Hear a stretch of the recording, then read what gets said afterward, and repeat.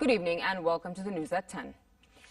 Jordanians nationwide following Friday prayer performed prayers for the absent, for the martyrs who sacrificed their lives while defending the kingdom's stability and security.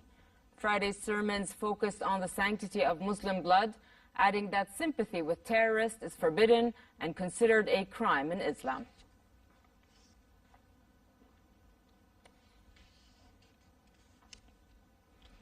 Minister of Awqaf and Islamic Affairs Abdel Nasser Abu al-Basal checked on the level of Hajj services provided to pilgrims in Mecca, Saudi Arabia.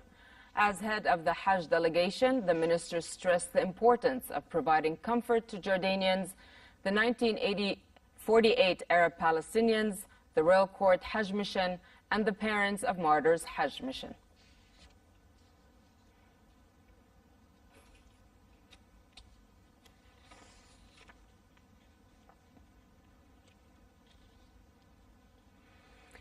Two Palestinians were killed and 241 injured by live bullets or sustained suffocation from tear gas inhalation as Israeli occupation forces continued to crack down on the Great March of Return protest at the Gaza-Israeli border.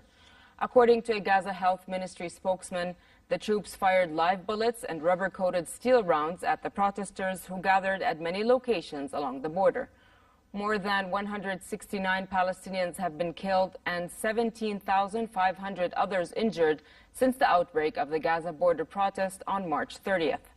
The protest called for ending the years-long Israeli blockade of Gaza and for the right of return of the refugees.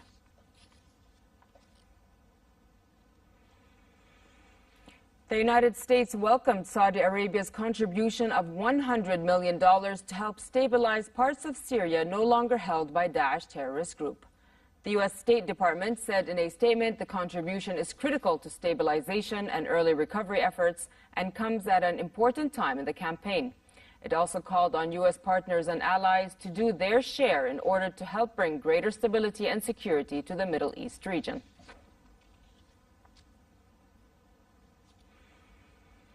U.S. Treasury Secretary Steve Mnuchin warned the United States would levy more sanctions on the troubled Turkish economy if Ankara does not soon release a jailed American pastor. Mnuchin told President Donald Trump in a cabinet meeting that they have put sanctions on several Turkish cabinet members and have planned more if the pastor is not released. The threat comes as Turkey sought to reassure investors rattled by the sanctions-fueled crash of the Turkish lira, insisting the country would emerge stronger.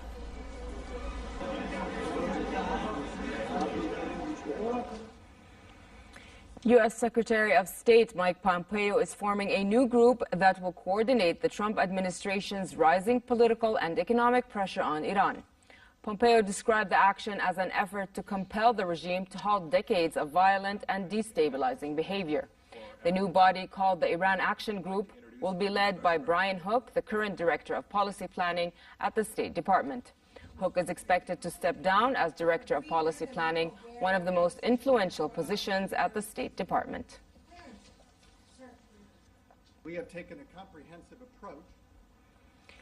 German astronaut Alexander Gerst will be directing this humanoid robot, Rolling Justin, from aboard the International Space Station, flying at some 30,000 kilometers an hour and 400 kilometers above Earth. This is the latest experiment in the multi-space agency Meteoron project, investigating how astronauts in orbit might oversee robots on alien planets, allowing humans to explore unknown environments without the hazard and expense of landing. The project relies on the robot's intelligence to carry out small tasks. As the crew gives abstract commands, the robot can compute locally, then carry out.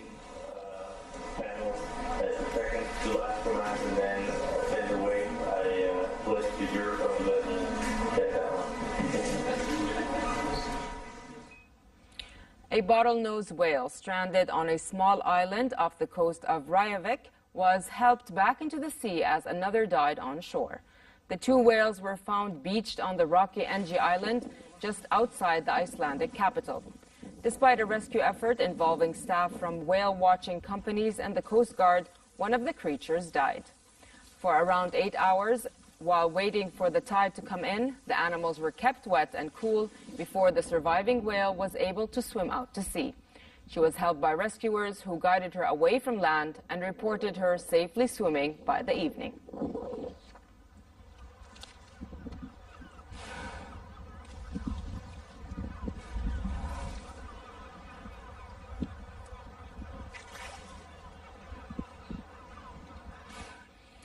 World Surf League ranking leader Felipe Toledo qualified for the quarterfinals of the Tahiti Pro, the seventh leg of the championship tour. The Brazilian beat local wildcard Tikuni Smith to set up a meeting with South African rookie Michael February, who beat his fellow countryman Jordy Smith.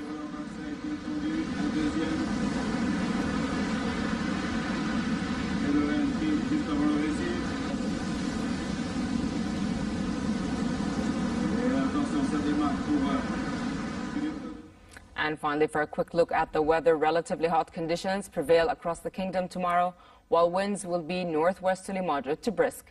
Amman can expect a high of 32 degrees Celsius and a low of 19 degrees.